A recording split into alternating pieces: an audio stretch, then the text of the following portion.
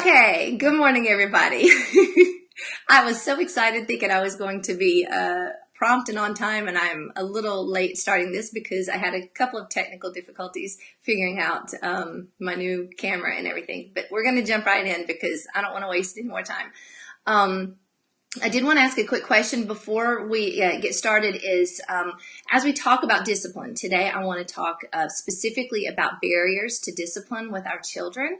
And I want to ask you or those who will be joining us in the next little while, I want to find out what you feel like may not be working for you, or when you feel like discipline is ineffective for you and your family. What are some of the barriers that you have identified or that you're looking at personally? And I know that could be different depending on the age of your children, the stage of life that you're in, even the differences between sexes, boys and girls. Sometimes those can present additional challenges and things like that. So I'm just curious if you have anything personally that you feel like is a barrier to discipline. I would love to hear your thoughts, and it'll be cool to see if we are planning to discuss them in the next few minutes, or if these are things that I need to consider adding to what people are dealing with. So I do want to start out with the point of discipline, or the purpose of it, real quick, from a biblical perspective. Because if you've spent any time reading Proverbs, you know that discipline is one of those topics that you come across quite often, and there's a reason for it.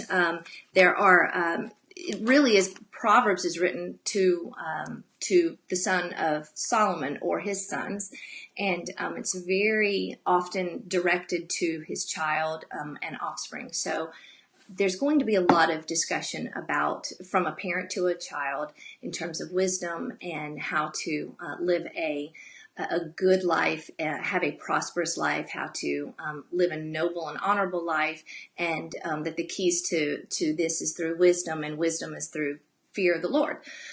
So he's very intentional about what he talks about. And discipline is one of those topics that he hits hard a lot, because he says that that foolishness is bound in the heart of a child. So that he says that basically we are born with a bent towards sin. We're born with a bent towards disobedience. We're born with a bent towards wanting our own way, being kind of selfish, and needing to be redirected, needing to be corrected and disciplined. So there's a foundational idea of the heart is going to lead our children astray. The heart is going to be against what is wise. Is going to be against what is truth, what is best. So that is in a sense a form of foolishness. So foolishness is in the heart of every child that is born. So the first thing that I would say is that we have to not be ignorant to is that every child's going to need discipline. One of the things we'll touch on here in just a minute is that tendency to be surprised that our kids are kids. So to almost be surprised that we need to address certain things or take a form of correction and discipline with them. So that's the first thing, is we're going to have to come to grips with reality. Reality is we all have foolishness in our hearts. We all have sinful hearts, and the hope is through wise parenting, we're going to correct that we're going to culture a heart that desires wisdom and not folly. So I want to jump right in and say, first off, discipline is one of those tough topics. It is a very hard area of parenting. It's one that parents disagree on quite often, and it's one that creates a lot of stress and a lot of anxiety and a lot of insecurity with parents, and myself being definitely one of those. And real quick, I will say, if you hear bumps, if you hear crying, if you hear voices, I do have 2 children home that are feeling a little under the weather. So don't worry about them. They're really fine. They're just, they don't like the idea that they can't be in here on the video right now. So if you hear anything, that's what it is. But yeah, parenting and discipline is very, very hard, and we get a lot of information. We get inundated with information in this age of technology. So I want to say one of the first things that we have to understand is going into this with no strategy is really not an option.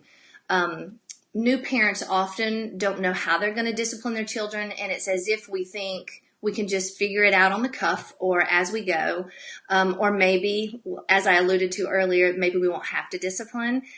Maybe we'll have like that perfect kid or whatever. And, that's silly because any new parent sees in a matter of a year that there's a little part of their child who can manipulate them. Even in those tiny little ways, we start to see that heart that is bent towards the child and their self, and that's just the way it is. We're going to have to acknowledge that, and we will watch it grow, and we will watch it develop over those preschool years, and then we'll see it really, really in full bloom in what seems like those 2s and 3s, those years, what are they, the terrible 2s, and we see it remarkably clear at that age, especially with all the tantrums, with all of the inability to share or the lack of desire to share.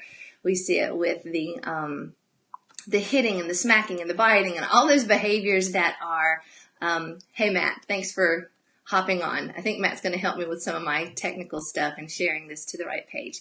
But we see this, we see those behaviors in the preschool years very, very clearly. So we can't go into parenting thinking we'll figure it out as we go. We really do need a strategy. And there are no perfect kids. Like I said, we all are born with a heart that's bent towards sin, that's bent towards self. And so we're just going to have to learn that part of our parenting job is going to be to help redirect to those hearts, cultivate that heart that is going to listen to correction and learn from it and grow from it. So one of the strategies, or let me go back, one of the barriers that we have in effective discipline is going to be confusion. We're going to get conflicting advice from friends, specialists, bloggers. We're going to have uncertainty even with state agencies that may tell us that certain types of discipline are wrong and that you can't do them. More specifically, there's a lot of confusion around spanking. Is it illegal to spank your child? And because that is one of the traditional methods of discipline, and I grew up in a home where we were spanked for the serious kind of behaviors and defiance. And I'm actually, I had a good experience in that it was not traumatic. It was not something that I felt I came away wounded by. Of course, in the moment you're crying, you don't like to be spanked, you don't like to feel any kind of pain, but I didn't have any emotional or spiritual wounds from it. So I actually see it as it was done in a healthy way in my family as I was growing up. And your state may tell you that you can't do that. You can't spank. I can only speak to the state of North Carolina because as a former social worker, we had to have these conversations a lot. And as far as I know, the law has not changed. And it's not illegal to spank your child. But what we would tell you as social workers is you cannot harm them. You can't injure them. So don't leave marks. Don't leave... you don't want to inflict an injury or a wound. Your simple objective is to deal with a behavior that has been so serious that it needs a consequence. It needs something that directs attention to that and the severity of it, the significance of it, and to help the child avoid that in the future. So all the confusion is it makes it hard. That's one of the barriers to effective discipline is we're confused and sometimes we don't know what to do. The second barrier is being distracted and inflexible. So we do have way too much going on in life. I feel like I've got too much going on right now. I've got kids at home. I've got all this information I want to share with you. And I've got phone calls coming in right as I'm trying to start my video. We're very distracted in this culture today. Then when you throw in schedules that have no margin, when we plan our day down to the very minute and we don't have any flexibility, we don't have any opportunity for delays or, sorry, And technology again being a distraction. My screen just went on me. I think my computer was trying to go to sleep. So distractions and inflexibility. The inflexibility is like I said, having no margin and being inflexible, meaning like when I go to the store, I only give myself 15 minutes. And if I'm only giving myself 15 minutes, I'm not accounting for meltdowns with my toddler. I'm not accounting for running into a friend who I really should be polite and speak to. And that inflexibility creates a stressor, which means in the moment when I'm dealing with something that may require discipline, I'm not going to be effective at it because I've not given myself any margin, any kind of flexibility to say, okay, I'm going to stop and deal with this right now because this is a problem. A major problem that I can't let it go. So for example, when one of my kids, I'm not going to try not to name names and embarrass anybody, but one of my kids was having a meltdown as a toddler, and I had a cart full of groceries, and it was becoming a pattern, or at least I anticipated it was becoming a pattern. And the meltdown was so profound. It was so distracting to everyone in the store, and it was over not getting something that they wanted. And I didn't feel good spanking in the middle of a store. I did not feel good about any other course of action. So at that moment, I actually picked up the child and left the store and did not get any of the groceries and things that I needed in the moment. And that stunk in the moment because I needed those things. But what I needed more was to say to this child, you're not going to win. This behavior is not going to be reinforced by me giving in to your demands. So, that requires a flexibility. She really wants to be down here right now. She wants to be on this video. But that requires a flexibility in saying, okay, these groceries and these items are going to have to wait. I'm going to have to deal with this situation immediately. And I'm wondering if I'm going to have to wait on the rest of this video and deal with that situation. We'll see.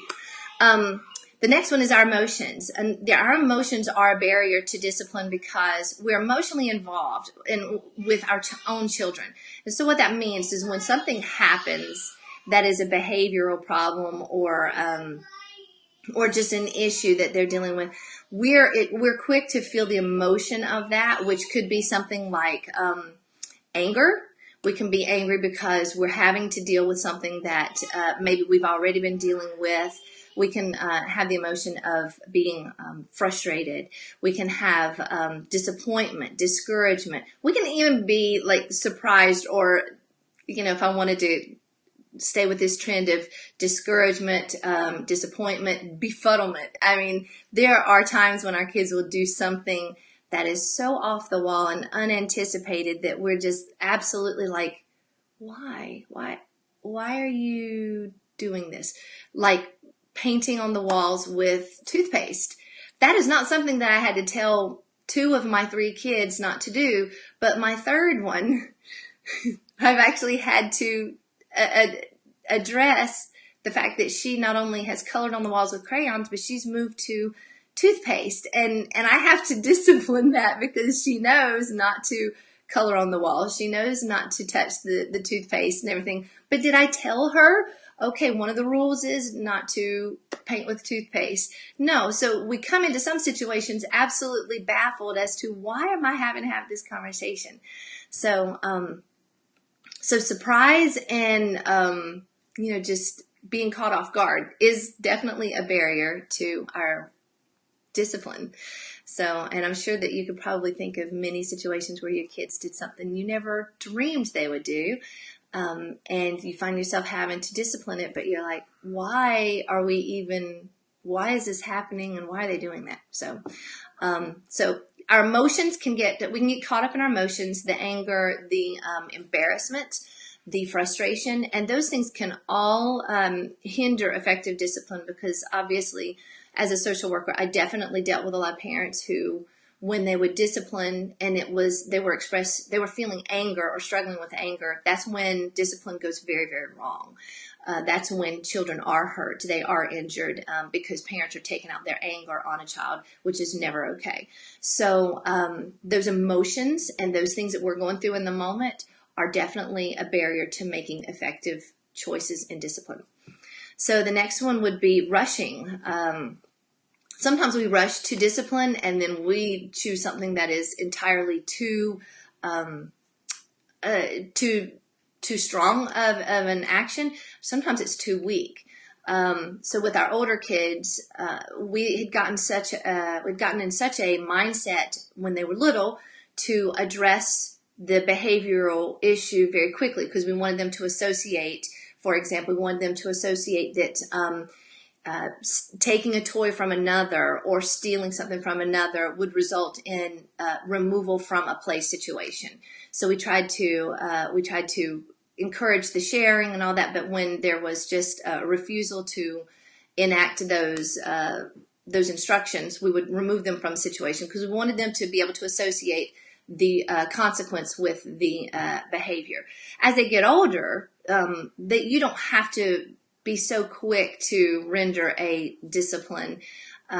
It's okay to let kids sweat it out, because there have been times that I've been thinking, I've got to do this right now. I've got to make this decision right now.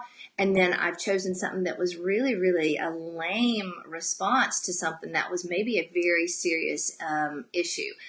And because I rushed it, I made a poor choice, and then the discipline didn't really hold the effect that I wanted it to. So when we rush, that can be definitely a barrier, most specifically to the older kids. Again, with younger ones, it is wise to allow them a way to make this association very quickly. The next one is we often jump to conclusions or lack full information. And one example of this is, I guess you could relate this to the last one about rushing. We had a situation even in our home a couple of years ago where I'd had a rough day, and there was a trend happening in our home. This is so silly, but I tell this because I hope that this is enjoyable and helps you relate to us. But we eat a lot of quesadillas in our home, and the flour tortillas that you buy, and you make cheese quesadillas, burritos, whatever you want with them. And I was getting to a place where everyone in the family, and honestly still, they'll open the bag and then they'll just put the bag open back into the fridge when they're done with it. They don't seal it up, so then everything gets dry and crusty and hard and totally useless for the next person. And so one night we're getting ready to have dinner, and I counted on our quesadillas as part of that meal, and I go to the refrigerator and I'm opening the bag, or I'm going to get the bag, and the bag is torn open from the side. And I'm like, it's one of those straw breaking the camel's back moment. I'm like, that's it. I'm done. I've told you guys a million times. This is how you open a bag. This is how you close it. And I went immediately to the one person who I assumed had done it, and it was my son. I went to him and accused him. I was like, you did this. This is ridiculous. Why can't you open a bag? And why can't you open it properly? And I mean, we'd had these conversations over and over. You got to understand, this was building up to this. And he denied it. He's like, I didn't do this. And I didn't believe him. So I go to the daughter. I say, why on earth would you be so sloppy opening this bag? And she too denied it, and neither one of them fessed up. And I was like, I'm done with the lying and I mean, talk about going off the deep end. I was like, I'm finished with this. If you can't even admit to this small thing, then we've got bigger problems in this family. So I sent them to their room and said, you can't come down until dinner, or when you're ready to just tell me and admit you did this. So again, I tell you all of the mistakes that we make so you don't have to make these same mistakes. So fast forward about 15 minutes, and I'm finishing dinner, and I'm mad, and I'm talking to Matt, my husband, and as I'm trying to make dinner, and I'm asking him, I'm like, by any chance, did you have anything to do with this? And I'm holding up the bag. He goes, yeah, I couldn't open the bag. And I'm like, I didn't believe my kids. I started disciplining them and sending them to their room. I accused them of lying to me, of deceiving me and all this. And so I have to call them down and say, I'm really, really, really sorry. I totally overreacted, and I rushed to my own assumptions. I jumped to a conclusion that was obviously wrong, and I didn't believe them. So that's definitely an example of how we will assume things based on our children's past, their history. We will assume that this is something that they have done before, so therefore they're at fault right now. That's a barrier to discipline. That's definitely a barrier to being effective. I blew it. That was my huge failure in that moment. The next thing is focusing on the wrong things. Again, focusing on behaviors rather than the inner heart.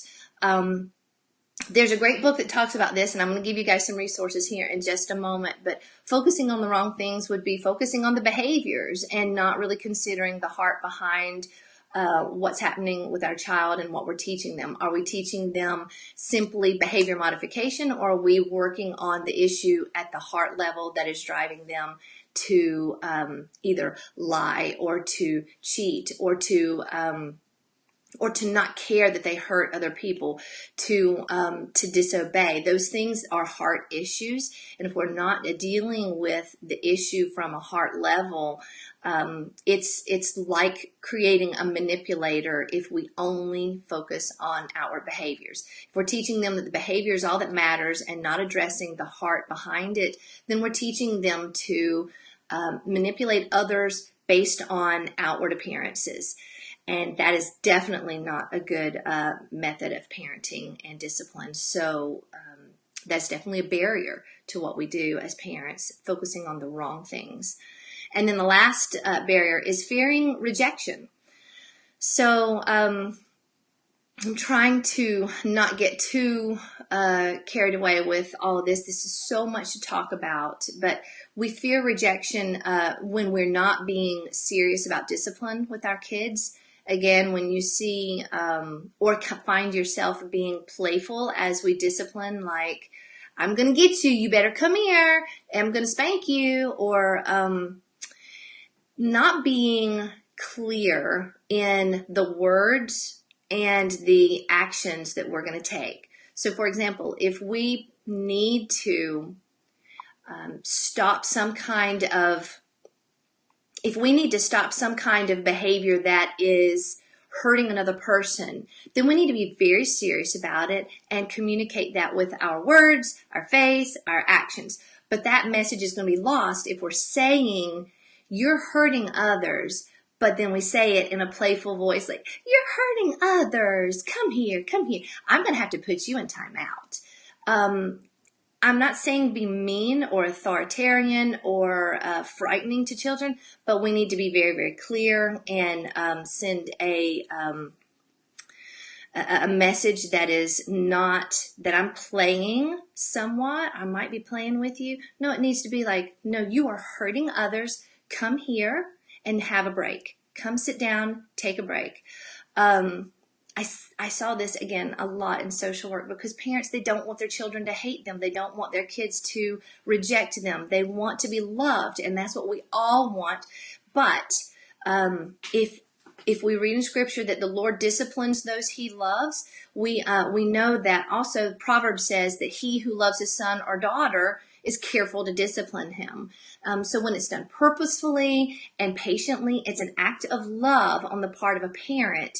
And they will love us in return when we're doing it carefully, purposefully, and patiently.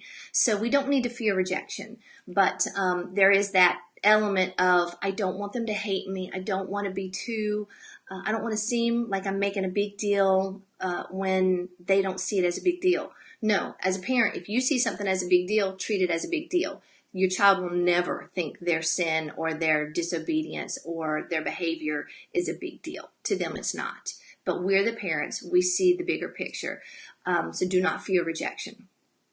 So those are the main barriers. I'm sure that I've probably missed a few. So if you guys, as you're watching this today, either now or later, if you have some barriers that I haven't touched on, feel free to share them with the group because this is a working list. I'm sure that there are other things I haven't considered and could speak to with a little more research and all that. But resources. So I wanted to share a few things that would help you empower you with ideas. Again, strategy being a key part of this, having a plan and having a why behind the what, a reason for doing what you're going to do as a parent based on, again, the age and stage and development of your own specific child. So the first one that I like is a book called Don't Make Me Count to Three. I'm thinking you can read this right. Yeah, don't make me, okay. I don't want the words to be inverted. It says, Don't Make Me Count to Three. This is from a woman named Ginger Plowman. This is kind of an older book, but I loved it because it's a very practical book with examples of why, again, the heart matters behind our discipline and why the objective is to address the heart issues rather than just behaviors.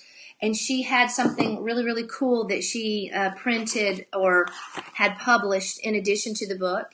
And I think these are still available. I could be wrong, but I think they are still available. This is from Shepherd Press.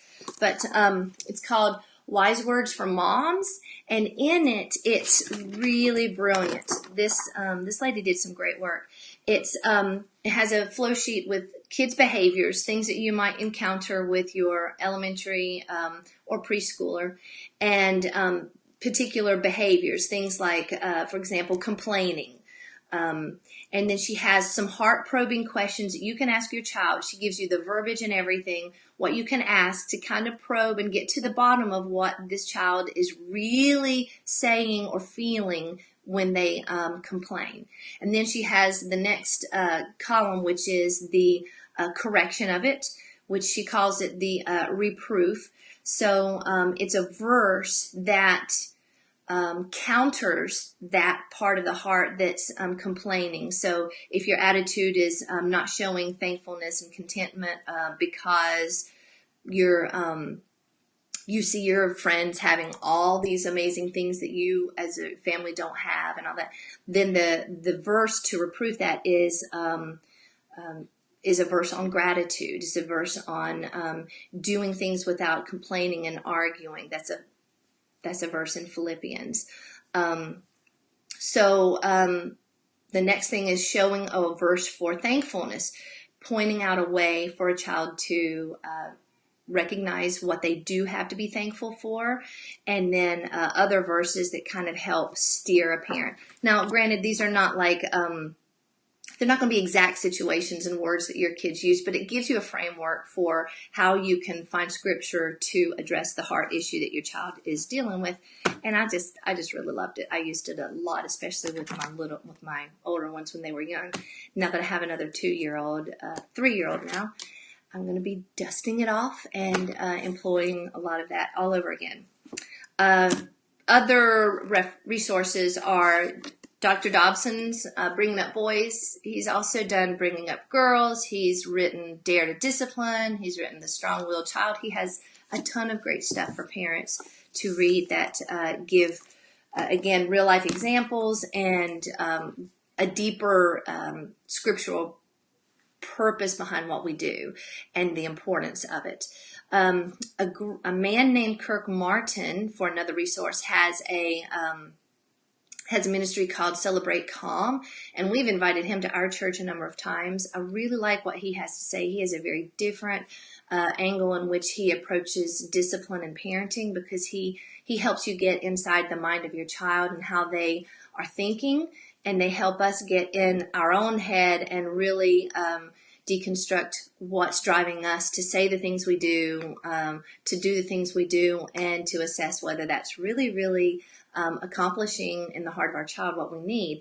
It's just a very different perspective, and I like it a lot because he helps me understand my children, how they're thinking and why they do the things they do. And he also helps point out that certain behaviors that we identify as being a problem, he sees the strength in them and what that reveals about your child, what it reveals about their intelligence or their what's going on in their heart. Even if they're choosing wrong, it might still reveal an awareness that we are assuming they have no awareness of. So again, very, very different angle on parenting and discipline, and I really like his perspective. And then, of course, one final resource that I can't not mention, which is Crowning Wisdom, which is my book. Let me hold it. I'm trying to get this to where it looks right. Okay, my book, Crowning Wisdom. And the reason this one would be great for parenting and discipline is there's a whole chapter on it. This book actually is where I took the Proverbs and I reordered some of them and rearranged them according to their topic so that we can look for specific subjects and what the Proverbs say about them without having to thumb through 31 chapters of Proverbs, because they're not exactly categorized in that way. So I found it easier for me to pull together all of the passages that speak to discipline and parenting, and I put them all together so that when I'm having an issue or I'm questioning something or I need a reminder of the importance of discipline, I've got all of them together, which is what I do in this book. I show you all of the ways in which the Proverbs speak about discipline and the importance of it, and it empowers us. It empowers us and reminds us that this is part of the calling as a parent. So, like I said, Proverbs 13:24 is the one that says, those who love their children care enough to discipline them. I mean, these are very, very pointed and directed words at the parent to say that this is an issue that we can't afford to get wrong, that a lot hangs in the balance. For example, the caution is discipline your children. This is Proverbs 19:18. Discipline your children while there is hope. Otherwise, you'll ruin their lives. And I think that's the NLT version. But it says in NIV, don't be a party to their death. And this is not a physical thing necessarily. This is recognizing that the spiritual why for what we do has a spiritual impact on them. You have to take this seriously, that our work, our words, our discipline brings life to the children, and so it's very important. And if we ignore this aspect of parenting, we're failing them, and it has dire consequences for them. So it's a serious matter. And so that's a resource that I think that would encourage you, maybe open your eyes to more of what the Book of Wisdom tells us in terms of why we can't get this wrong. And so that's it for today. I'm going to try to let you go. I've already spoken way longer than I had expected, but that's a lot to talk about, and I'm sure that we'll talk about it more in the future in little bits and pieces. So you can find me here on Wednesday mornings at 10:30, barring too many delays or technical difficulties. And if you want to check out more information on this, you can check us out at crowningwisdom.com. And, of course, you can find me on Facebook at Crowning Wisdom also. But thank you for joining me, and I hope this information has been helpful and encouraging, especially when you hear about our own failures or struggles, and that we just kind of stumble along through this as well. But we want to share what we have learned and what how we've grown in this, so that you can hopefully avoid some of those same errors. But have a great day. Thank you for joining me, and I hope to see you next week. Bye.